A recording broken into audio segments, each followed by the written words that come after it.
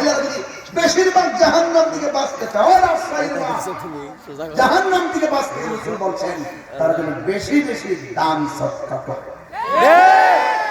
বাঁচার উপায় আছে না? নাই আছে।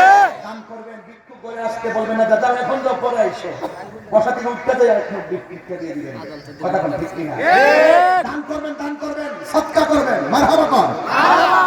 আল্লাহর হাবিব বলেন আমি মেরাজে যাওয়ার সময় অনেকগুলো আযাবের মধ্যে সবচেয়ে কঠিন আযাব দেখছি একমাত্র কবরের আযাব।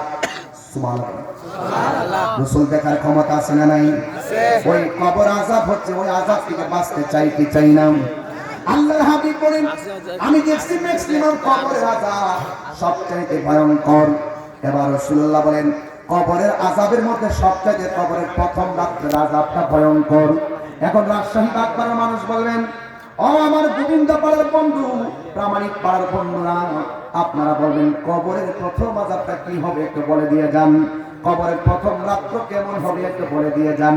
মাহফিলের প্রথম রাত্র কেমন গেছে গতকাল আপনারা জানেন, আজকে রাত্রটা কেমন যাচ্ছে সেটাও আপনারা জানেন। আগামীকাল রাত্র আজকের মতো আর হবে না, যার যার ঘরের মধ্যে কাটাবেন। এমন সবার একটা দিন আসে না আসে। ও যুবক, কবরের প্রথম রাত্রটা হলো সবচাইতে ভয়ঙ্কর।